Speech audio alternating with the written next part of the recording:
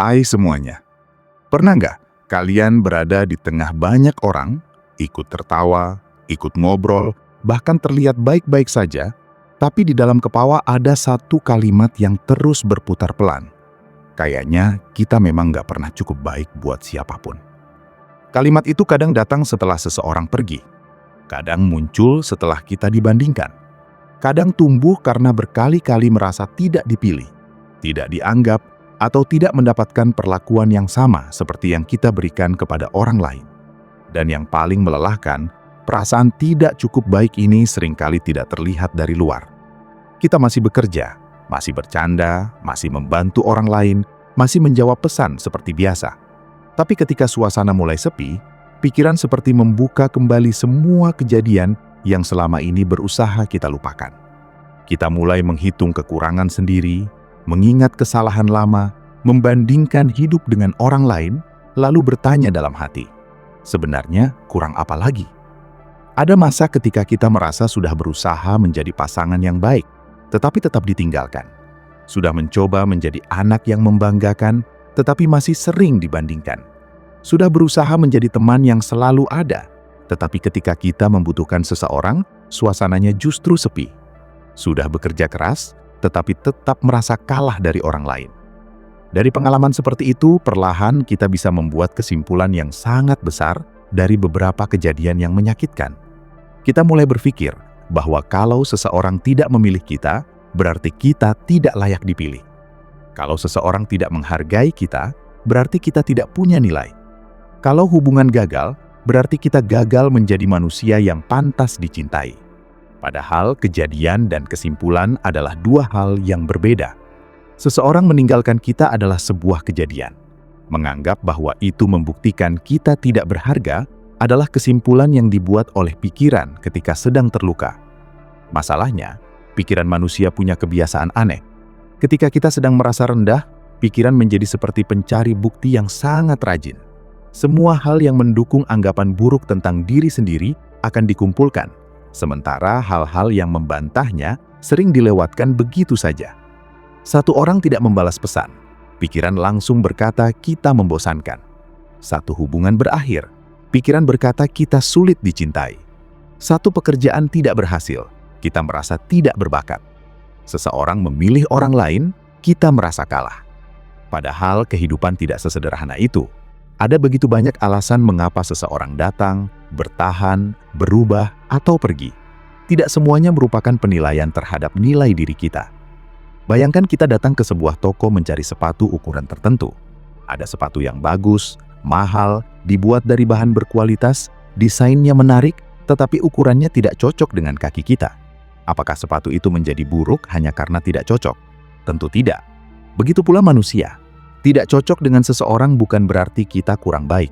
Tidak dipilih oleh seseorang bukan berarti kita tidak pantas dipilih oleh siapapun. Bahkan menjadi orang yang sangat baik pun tidak menjamin kita akan cocok dengan semua orang. Ada perbedaan cara berpikir, kebutuhan emosional, prioritas, fase kehidupan, cara berkomunikasi, sampai luka pribadi yang dibawa masing-masing orang. Kadang dua orang baik memang tidak selalu menjadi kombinasi yang baik. Tetapi ketika hati sedang sakit, penjelasan seperti itu memang tidak selalu mudah diterima. Kita biasanya jauh lebih cepat menyalahkan diri sendiri. Kita membuka kembali percakapan lama, mencoba menemukan kalimat mana yang salah. Kita mengingat bagaimana kita bersikap dan bertanya apakah seharusnya kita lebih sabar, lebih menarik, lebih pintar, lebih sukses, lebih kurus, lebih tenang, lebih perhatian, atau lebih banyak mengalah. Kita membuat versi imajiner tentang diri yang menurut kita pasti akan lebih disukai orang lain. Tanpa sadar, kita mulai percaya bahwa cinta dan penerimaan harus diperoleh dengan menjadi seseorang yang berbeda dari diri kita sekarang. Disinilah perasaan tidak cukup baik bisa berubah menjadi jebakan. Karena ketika kita percaya bahwa nilai diri bergantung pada penerimaan orang lain, hidup kita perlahan menjadi audisi yang tidak pernah selesai. Kita terus berusaha tampil sebagai versi yang paling mudah diterima. Takut berkata tidak karena khawatir dianggap jahat. Takut menyampaikan keberatan karena takut ditinggalkan. Takut menunjukkan kelemahan karena takut mengecewakan. Kita belajar membaca ekspresi orang lain lebih teliti daripada membaca kebutuhan sendiri. Kalau seseorang terlihat kecewa, kita langsung merasa bersalah. Kalau seseorang berubah dingin, kita langsung bertanya, apa kesalahan kita? Kalau seseorang menjauh, kita segera mengejar, sambil memperbaiki diri, bahkan sebelum tahu apakah memang ada sesuatu yang perlu diperbaiki. Lama-lama kita menjadi sangat ahli menyenangkan orang lain, tetapi asing terhadap diri sendiri. Kita tahu makanan kesukaan mereka, tahu kapan mereka sedang tidak ingin diganggu, tahu cara membuat mereka nyaman, tahu apa yang membuat mereka marah. Namun ketika ditanya apa yang sebenarnya kita inginkan, jawabannya justru kabur. Sebab terlalu lama hidup berdasarkan pertanyaan, bagaimana supaya mereka tidak pergi, membuat kita lupa bertanya, apakah kita sendiri bahagia berada di sini? Ada perbedaan besar antara memperbaiki diri dan terus-menerus mengubah diri karena takut kehilangan seseorang. Memperbaiki diri berasal dari kesadaran. Kita melihat kekurangan, mengakuinya, lalu belajar bertumbuh. Sementara mengubah diri karena takut ditinggalkan, biasanya berasal dari kecemasan. Kita merasa harus menjadi sempurna supaya seseorang tetap memilih kita. Dan masalahnya, standar itu tidak pernah selesai. Hari ini kita berpikir harus lebih perhatian. Besok harus lebih menarik, minggu depan harus lebih sukses. Setelah semuanya dilakukan, kita masih bertanya, apakah sekarang kita sudah cukup? Padahal, tidak ada titik dalam hidup ketika semua orang akhirnya setuju bahwa kita adalah manusia yang sempurna. Bahkan orang yang paling baik sekalipun pernah mengecewakan seseorang. Orang yang paling cantik tetap pernah tidak dipilih. Orang yang sangat pintar tetap pernah diremehkan. Orang yang sangat sukses pun tetap bisa mengalami penolakan. Kalau nilai manusia benar-benar ditentukan oleh pendapat orang lain, berarti tidak ada seorang pun yang bisa mempunyai nilai yang stabil, karena pendapat manusia selalu berubah. Hari ini seseorang memuji kita, besok orang lain mungkin mengkritik kita. Hari ini ada yang menganggap kita sangat menyenangkan, besok ada yang merasa kita terlalu pendiam. Seseorang menyukai keberanian kita, orang lain menganggapnya terlalu keras. Ada yang mencintai sisi sederhana kita, ada yang menganggapnya membosankan. Kalau semua penilaian itu dijadikan cermin utama, kita akan terus berubah bentuk mengikuti siapapun yang sedang berdiri di depan kita. Mungkin karena itu salah satu hal yang paling penting untuk dipahami adalah bahwa tidak semua penolakan perlu diubah menjadi penilaian terhadap diri sendiri. Ada orang yang pergi bukan karena kita kurang baik, tetapi karena kebutuhan mereka berbeda. Ada orang yang tidak menghargai kita, bukan karena kita tidak berharga, tetapi karena mereka memang tidak mempunyai kemampuan untuk menghargai apa yang kita berikan. Ada hubungan yang berakhir bukan karena salah satu pihak kurang pantas dicintai, melainkan karena hubungan tersebut memang sudah tidak lagi sehat bagi keduanya. Ada kesempatan yang tidak berhasil karena waktunya belum tepat. Ada pertemanan yang menjauh karena kehidupan berubah. Memahami semua itu bukan berarti kita menjadi manusia yang tidak mau mengevaluasi diri. Justru evaluasi tetap penting. Kalau kita melakukan kesalahan, kita perlu mengakuinya. Kalau sikap kita menyakiti orang lain, kita perlu belajar. Kalau ada kebiasaan buruk, kita boleh memperbaikinya. Tetapi evaluasi yang sehat mengatakan ada perilaku yang perlu diperbaiki. Sementara rasa tidak berharga mengatakan seluruh diri kita adalah masalah. Dua kalimat itu sangat berbeda. Misalnya kita pernah terlalu emosional dalam sebuah pertengkaran. Evaluasi yang sehat akan berkata, cara kita menyampaikan kemarahan kurang baik. Lain kali kita perlu belajar berkomunikasi dengan lebih tenang. Tetapi ketika rasa tidak cukup baik mengambil alih, pikirannya berubah menjadi, pantas saja semua orang pergi, kita memang sulit dicintai. Satu membahas perilaku, yang lain menyerang identitas. Kita perlu berhati-hati, karena kalimat yang diulang terus-menerus di dalam kepala bisa perlahan terdengar seperti fakta, meskipun awalnya hanya sebuah ketakutan. Kita nggak menarik, kita selalu gagal, tidak ada yang benar-benar membutuhkan kita. Orang pasti bosan pada akhirnya. Kalau kalimat itu terus hidup di kepala selama bertahun-tahun, kita mungkin tidak lagi mempertanyakannya, kita hanya mempercayainya. Padahal mungkin pertanyaan yang lebih tepat bukan kenapa kita tidak cukup baik, tetapi siapa yang pertama kali membuat kita merasa bahwa untuk mendapatkan kasih sayang, kita harus menjadi sesuatu yang lebih dulu. Bisa jadi jawabannya berasal dari pengalaman lama. Mungkin sejak kecil kita hanya mendapatkan pujian ketika berprestasi. Mungkin sering dibandingkan dengan saudara atau teman. Mungkin pernah berada dalam hubungan yang membuat kita merasa harus terus membuktikan diri. Mungkin seseorang pernah mengatakan kalimat yang sangat menyakitkan, dan entah kenapa kalimat itu tinggal jauh lebih lama daripada orang yang mengatakannya. Kita tumbuh, usia bertambah, kehidupan berubah, tetapi beberapa suara lama masih ikut tinggal di kepala. Karena itu kadang kita bukan sedang melihat diri sendiri sebagaimana adanya. Kita sedang melihat diri melalui kacamata orang-orang yang pernah membuat kita merasa kecil. Dan mungkin sudah waktunya bertanya, apakah penilaian mereka memang layak menjadi suara utama yang menentukan cara kita melihat diri sendiri? Perasaan tidak cukup baik sering membuat kita melakukan sesuatu yang terlihat seperti cinta, padahal sebenarnya ketakutan. Kita memberi terlalu banyak agar tidak kehilangan.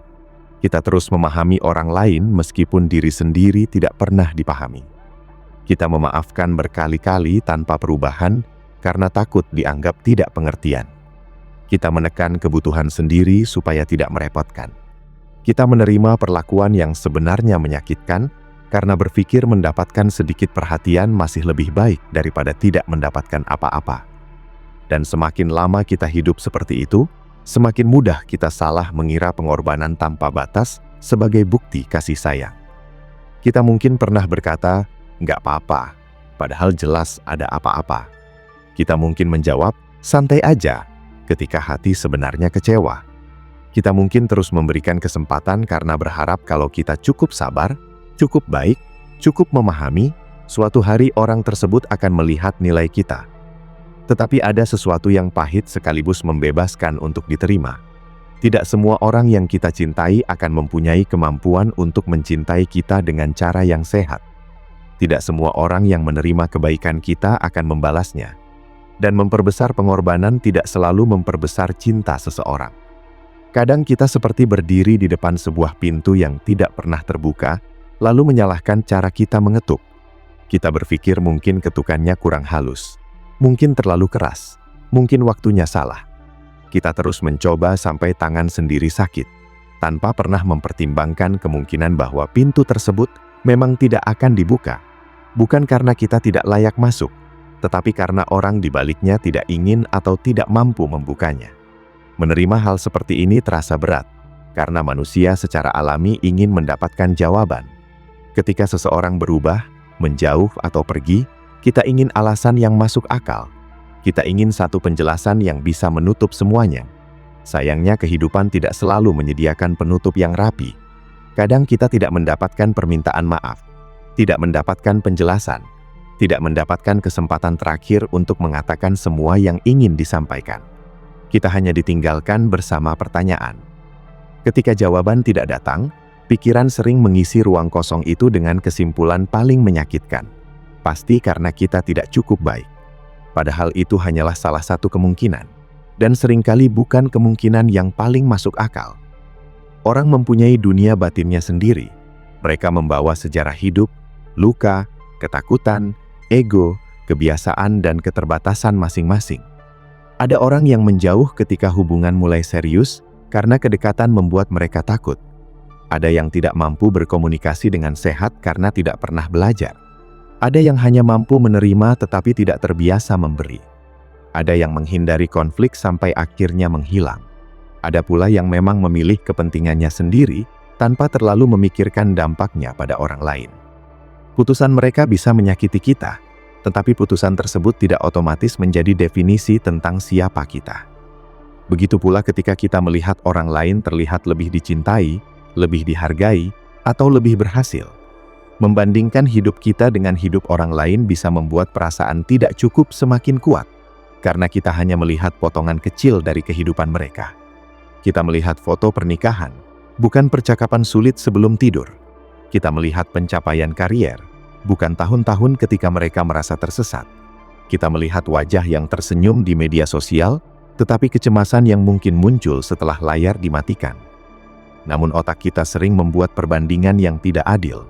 Kita membandingkan bagian paling kacau dari hidup sendiri dengan bagian paling rapi yang diperlihatkan orang lain. Lalu kita heran mengapa hasilnya selalu membuat kita kalah.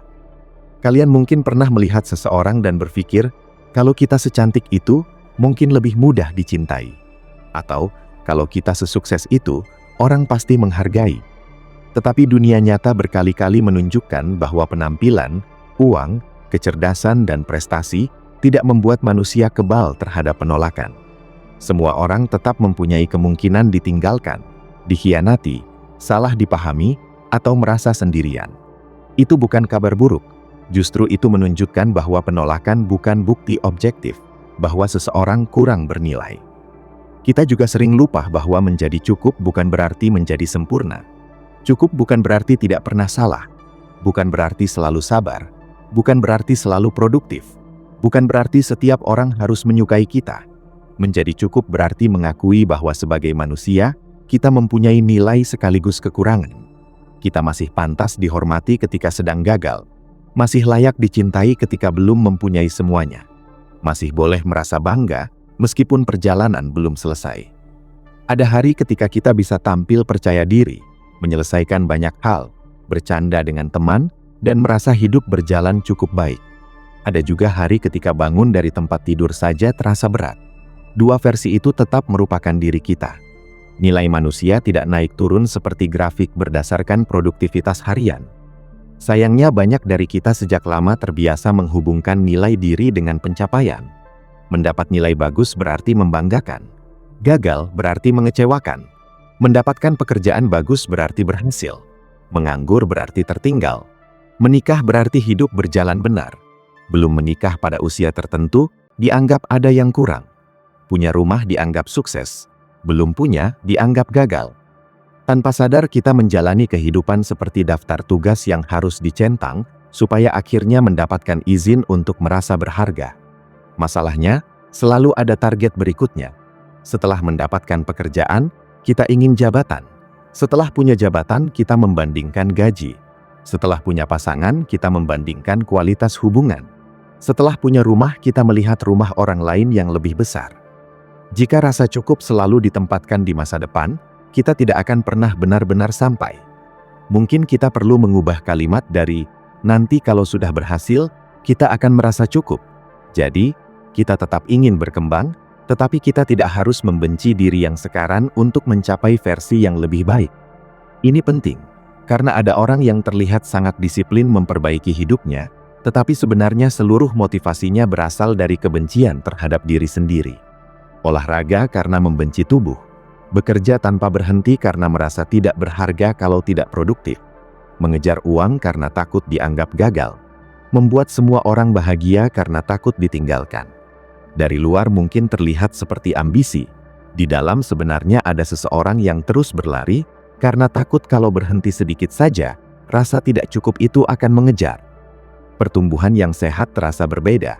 Kita tetap punya target, tetap ingin lebih baik, tetap belajar. Tetapi ada rasa bahwa versi diri hari ini bukan musuh yang harus dihancurkan. Kita bisa mengatakan, masih banyak yang perlu diperbaiki, tetapi bukan berarti diri ini tidak pantas dihargai sekarang. Coba perhatikan cara kita berbicara kepada diri sendiri ketika melakukan kesalahan. Kadang kalimat yang muncul sangat kejam. Bodoh banget. Kenapa selalu begini? Pantas nggak ada yang tahan. Orang lain aja bisa. Kenapa kita enggak?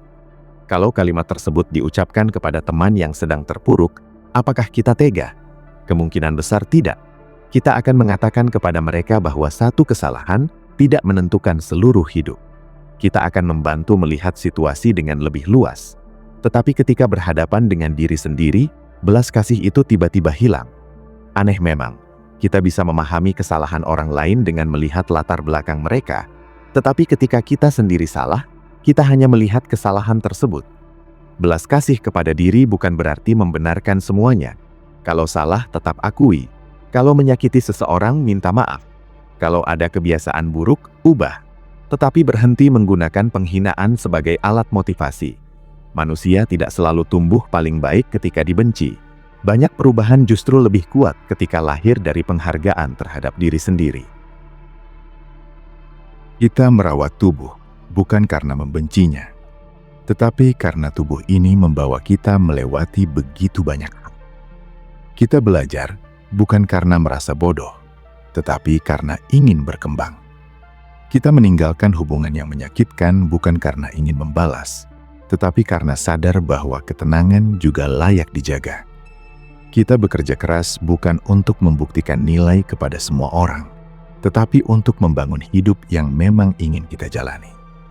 Dan mungkin salah satu tanda bahwa kita mulai pulih dari rasa tidak cukup adalah ketika kita tidak lagi merasa perlu menjelaskan diri kepada semua orang. Kita mulai memahami bahwa ada orang yang akan salah mengerti, apapun penjelasannya. Ada orang yang tetap tidak suka meskipun kita sudah bersikap baik. Ada orang yang hanya mengenal satu sisi kita, lalu merasa tahu semuanya. Dulu, mungkin kita ingin mengejar mereka dan berkata, "Bukan begitu maksudnya."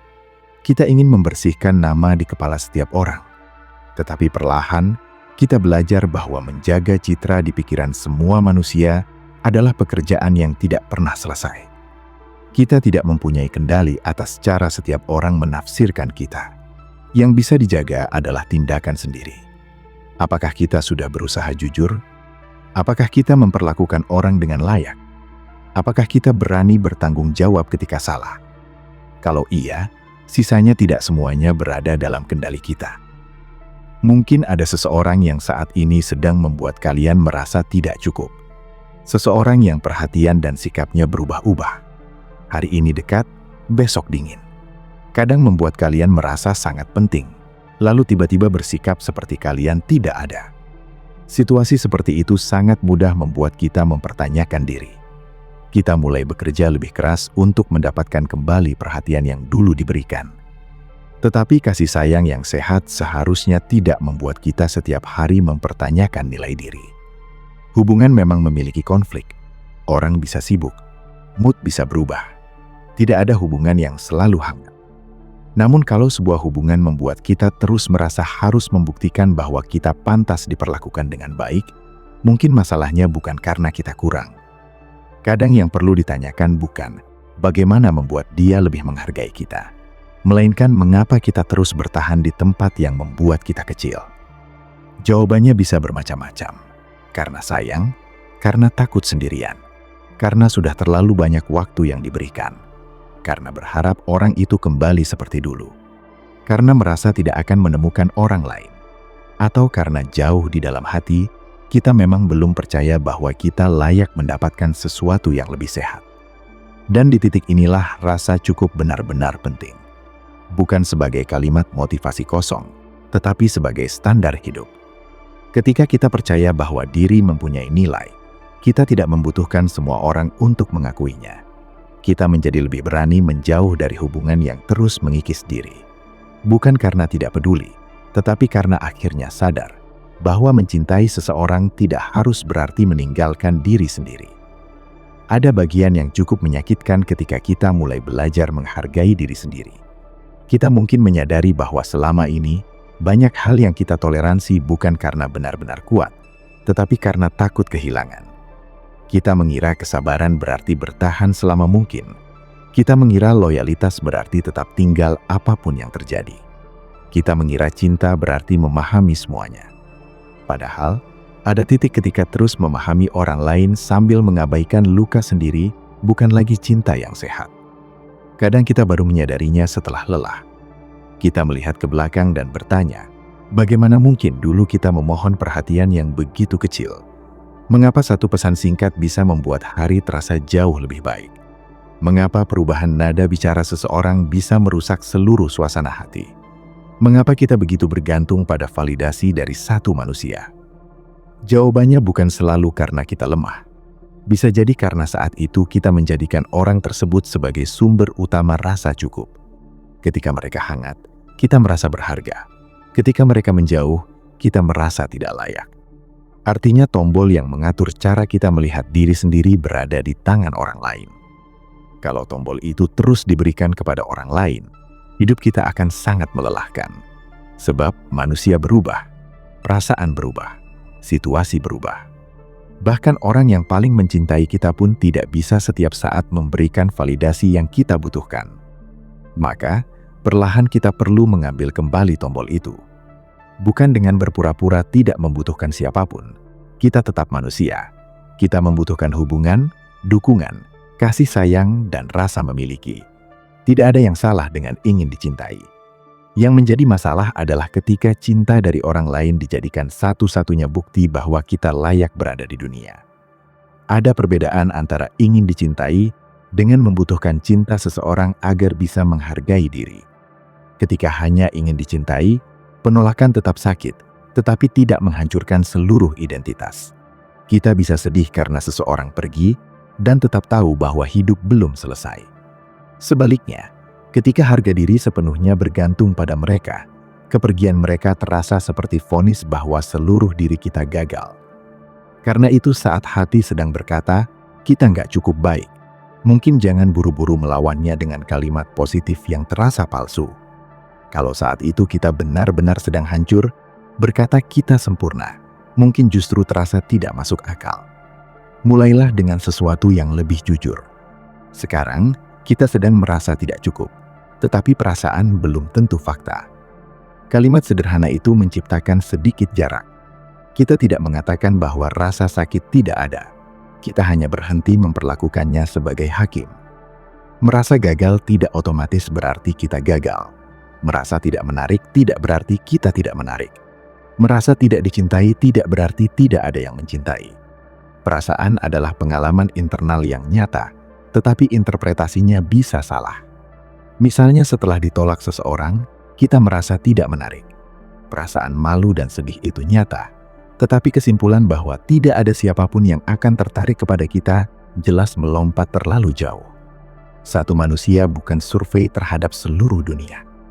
Begitu pula dengan kegagalan. Satu usaha yang tidak berhasil tidak bisa menjelaskan seluruh kapasitas kita. Bahkan beberapa kegagalan sekalipun tidak membuktikan bahwa masa depan sudah ditentukan. Kita sering melihat kisah hidup seperti ujian dengan satu kesempatan. Padahal banyak bagian kehidupan lebih mirip proses percobaan. Kita mencoba, gagal, menyesuaikan, mencoba lagi, berubah arah, belajar, lalu menemukan sesuatu yang mungkin tidak pernah kita pikirkan sebelumnya. Kita hanya sering lupa bahwa ketika melihat orang yang sudah berhasil, kita melihat hasil akhirnya dan menganggap jalan mereka lurus. Perasaan tidak cukup juga bisa muncul ketika usia bertambah dan hidup tidak berjalan sesuai rencana. Mungkin dulu kita membayangkan pada umur tertentu sudah menikah, mempunyai pekerjaan mapan, tabungan cukup, rumah sendiri, atau setidaknya tahu pasti arah hidup. Lalu usia itu datang dan ternyata banyak hal masih berantakan. Ketika membuka media sosial, teman-teman terlihat bergerak maju. Ada yang menikah, ada yang punya anak, ada yang membeli rumah, ada yang bekerja di tempat bagus, ada yang bepergian ke berbagai negara. Sementara kita mungkin masih sedang mencoba memastikan bulan depan bisa tetap berjalan. Di saat seperti itu, hidup mudah terasa seperti perlombaan yang sedang kita kalah. Padahal siapa yang menentukan garis waktu tersebut? Tidak semua bunga mekar pada minggu yang sama. Kedengarannya sederhana, bahkan klise, tetapi kehidupan manusia memang memiliki waktunya masing-masing. Ada yang menemukan pekerjaan ideal pada usia 23. Ada yang baru menemukan arah pada usia 35. Ada yang menikah muda dan bahagia. Ada yang menikah muda lalu bercerai. Ada yang bertemu pasangan di usia 40 dan justru merasa menemukan hubungan paling matang dalam hidupnya. Tidak ada aturan tunggal yang menjamin kebahagiaan.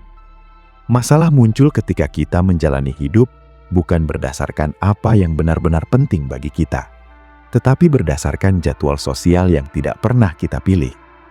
Kita mulai mengejar sesuatu hanya supaya tidak terlihat tertinggal. Kadang kita bahkan tidak menginginkan apa yang sedang dikejar.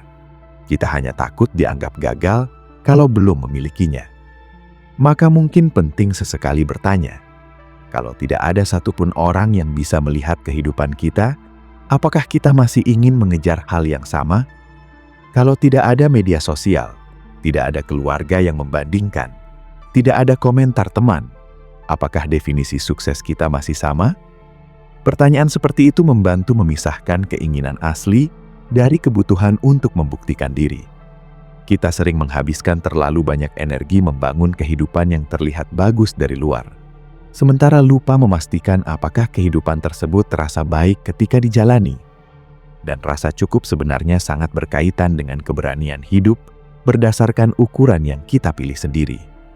Mungkin sukses bagi kalian bukan menjadi orang paling kaya, tetapi punya waktu cukup bersama keluarga. Mungkin bukan jabatan besar, tetapi pekerjaan yang tidak menghabiskan kesehatan mental. Mungkin bukan mempunyai banyak teman, tetapi beberapa hubungan yang benar-benar aman. Mungkin bukan menjadi terkenal, tetapi bisa tidur dengan tenang tanpa terus memikirkan bagaimana orang lain menilai kita. Tidak ada aturan bahwa hidup harus terlihat mengesankan untuk menjadi berarti. Orang yang merasa tidak cukup biasanya juga sulit menerima pujian. Ketika seseorang berkata kita hebat, respons pertama justru, biasa aja. Ketika dipuji penampilannya, kita langsung menunjukkan kekurangan. Ketika berhasil melakukan sesuatu, kita berkata itu cuma keberuntungan. Tetapi ketika mendapatkan satu kritik, kalimat itu bisa teringat berhari-hari. Coba pikirkan betapa tidak seimbangnya sistem penilaian seperti itu. 10 pujian dianggap basa-basi, 1 kritik dianggap kebenaran. Mengapa? Karena kritik tersebut cocok dengan keyakinan yang sudah ada di dalam diri. Kalau dalam hati kita percaya bahwa kita tidak cukup, setiap pengalaman negatif terasa seperti konfirmasi. Maka pekerjaan terbesarnya bukan mencari lebih banyak orang untuk meyakinkan kita bahwa kita berharga. Pujian memang menyenangkan, tetapi kalau fondasi di dalam diri tetap rapuh, 100 pujian pun bisa kalah oleh 1 penolakan. Yang perlu dibangun adalah kemampuan melihat diri secara lebih adil. Adil berarti mengakui kekurangan tanpa menghapus kelebihan. Mengakui kegagalan tanpa menghapus usaha. Mengakui bahwa ada orang yang tidak menyukai kita tanpa menganggap semua orang pasti sama. Mengakui bahwa ada bagian diri yang perlu berkembang tanpa menjadikan perkembangan sebagai syarat untuk mendapatkan penghormatan dasar. Kita mungkin tidak menjadi orang paling pintar di ruangan. Tidak masalah. Mungkin tidak menjadi yang paling menarik. Tidak masalah. Tidak menjadi yang paling sukses. Juga tidak masalah. Nilai hidup tidak hanya berasal dari menjadi nomor 1. Ada manusia yang kehadirannya berarti karena membuat orang lain merasa aman. Ada yang selalu bisa dipercaya. Ada yang punya kemampuan mendengarkan tanpa menghakimi. Ada yang tetap lembut meskipun hidup berkali-kali membuat dia kecewa. Ada yang membawa ketenangan ke sebuah ruangan tanpa menyadarinya. Hal-hal seperti itu tidak selalu mendapatkan tepuk tangan, tidak bisa selalu dipamerkan, tidak mempunyai angka yang bisa dibandingkan, tetapi bukan berarti nilainya kecil. Kita perlu berhenti hanya menghitung hal-hal yang mudah dilihat. Mungkin ada hari ketika satu-satunya pencapaian kita adalah berhasil melewati hari sulit tanpa menyerah. Tidak ada sertifikat untuk itu, tidak ada unggahan khusus, tetapi bagi seseorang yang sangat lelah, itu tetap kemenangan. Ada hari ketika kita memilih tidak membalas perkataan menyakitkan meskipun sebenarnya mampu. Ada hari ketika kita berani berkata tidak untuk pertama kalinya. Ada hari ketika kita meninggalkan tempat yang terus menyakiti. Ada hari ketika kita meminta bantuan setelah terlalu lama mencoba mengatasi semuanya sendiri. Semua itu juga bentuk pertumbuhan. Rasa cukup tidak muncul dalam satu malam. Tidak ada satu video, satu buku atau satu kalimat yang bisa langsung menghapus keyakinan buruk yang dibangun selama bertahun-tahun. Kadang besok kita masih akan membandingkan diri. Minggu depan mungkin masih merasa ditolak. Pada suatu malam, pikiran lama bisa datang lagi dan berkata, "Lihat, ternyata kita memang tidak cukup." Tetapi prosesnya bukan tentang membuat suara tersebut tidak pernah muncul lagi. Prosesnya adalah belajar supaya suara tersebut tidak lagi selalu dipercaya. Dulu ketika pikiran berkata kita tidak cukup, mungkin kita langsung tenggelam selama berhari-hari. Lama-lama kita bisa mengenalinya lebih cepat. Oh, pikiran ini datang lagi. Kita membiarkannya lewat tanpa harus mengikuti semua cerita yang dibawanya. Seperti seseorang yang mengetuk pintu, kita bisa mendengar ketukannya tanpa harus mengundangnya masuk dan memberikan kamar untuk tinggal. Pada akhirnya ada satu hal yang mungkin perlu kita terima. Kita memang tidak akan pernah menjadi cukup untuk semua orang. Tetapi sebenarnya itu bukan tragedi. Itu justru kebebasan. Kita tidak akan cukup tenang untuk orang yang menyukai pribadi penuh energi. Kita tidak akan cukup ramai untuk orang yang menyukai ketenangan. Kita tidak akan cukup sederhana bagi mereka yang mengejar kemewahan. Kita mungkin dianggap terlalu ambisius oleh seseorang dan kurang ambisius oleh orang lain. Terlalu sensitif bagi satu orang, terlalu dingin bagi orang berikutnya. Kalau target hidup adalah menjadi cukup untuk semua manusia, kita sedang mengejar sesuatu yang secara matematis pun tidak mungkin tercapai. Maka tujuan yang lebih masuk akal bukan membuat semua orang menyukai kita. Tujuannya adalah menjadi seseorang yang ketika melihat kehidupan sendiri, kita bisa berkata, mungkin belum sempurna, tetapi ini hidup yang masih bisa dihormati. Menghormati diri sendiri terdengar sederhana, tetapi bentuknya sangat nyata. Itu terlihat ketika kita tidak terus mengejar orang yang jelas-jelas tidak ingin hadir.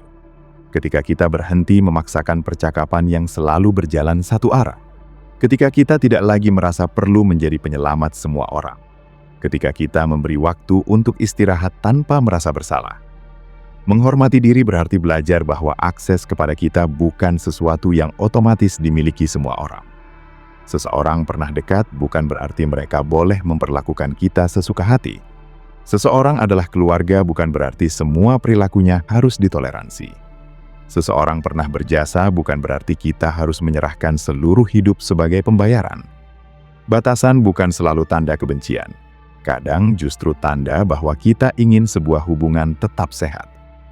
Orang yang terbiasa mendapatkan versi kita yang selalu mengalah mungkin akan merasa kita berubah ketika mulai mempunyai batas. Mereka mungkin berkata kita egois, berbeda, tidak seperti dulu. Dan mungkin benar, kita memang berbeda. Dulu kita takut ditinggalkan sehingga hampir semua hal diterima. Sekarang kita mulai sadar bahwa kehilangan orang lain memang menyakitkan, tetapi kehilangan diri sendiri jauh lebih melelahkan. Ada kedewasaan tertentu ketika kita mampu membiarkan orang kecewa kepada kita tanpa langsung merasa sebagai manusia jahat. Bukan berarti sengaja menyakiti, kita tetap perlu punya empati, tetapi kita mulai memahami bahwa tidak semua kekecewaan orang lain adalah tanggung jawab kita. Ketika menolak permintaan yang tidak mampu kita lakukan, seseorang mungkin kecewa. Ketika memilih jalan hidup sendiri, keluarga mungkin tidak langsung memahami. Ketika meninggalkan hubungan yang tidak sehat, pasangan mungkin marah. Itu tidak otomatis berarti keputusan kita salah. Kadang keputusan yang sehat memang membuat seseorang tidak senang. Dan ini berkaitan langsung dengan rasa cukup. Kalau kita hanya merasa berharga ketika semua orang senang kepada kita, maka kita akan kesulitan membuat keputusan yang benar untuk diri sendiri. Kita juga perlu menerima bahwa beberapa orang memang tidak akan pernah memberikan pengakuan yang kita tunggu. Mungkin ada orang tua yang sulit memuji, ada mantan pasangan yang tidak pernah mengakui kesalahannya. Ada teman yang mengambil kebaikan kita begitu saja. Ada atasan yang tidak pernah melihat kerja keras. Kita boleh berharap mereka berubah. Kita boleh kecewa. Tetapi hidup tidak bisa terus ditunda sambil menunggu satu kalimat dari orang yang mungkin tidak pernah mengatakannya. Bayangkan, selama bertahun-tahun kita membawa sebuah kertas kosong dan menunggu seseorang menuliskan, "Kamu sudah cukup." Padahal orang itu sendiri mungkin tidak pernah belajar bagaimana memberikan pengakuan. Berapa lama kita mau menunggu? Ada saat ketika kita harus mengambil pena itu sendiri.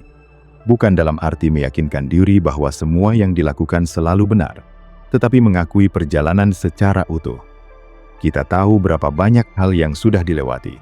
Ada malam-malam ketika kita menangis sendirian lalu tetap bangun keesokan harinya. Ada kehilangan yang tidak semua orang tahu. Ada kekecewaan yang tetap kita bawa sambil menjalankan tanggung jawab. Ada masa ketika kehidupan berubah sangat cepat dan kita tetap mencoba beradaptasi. Orang lain mungkin hanya melihat hasil akhir. Kita yang tahu seluruh perjalanannya. Maka ketika merasa tertinggal, ingat bahwa kita mungkin sedang membandingkan hasil orang lain dengan proses sendiri. Ketika merasa tidak dicintai, ingat bahwa satu orang yang tidak mampu mencintai dengan benar tidak mewakili seluruh kemungkinan hubungan di masa depan. Ketika merasa gagal, ingat bahwa hidup belum selesai pada bab yang sedang kita baca. Kadang yang membuat sebuah masa terasa sangat gelap adalah karena kita menganggap keadaan sekarang sebagai keadaan selamanya. Saat kehilangan pekerjaan, rasanya seolah masa depan selesai. Saat hubungan berakhir, rasanya tidak akan pernah bisa dekat dengan siapapun lagi.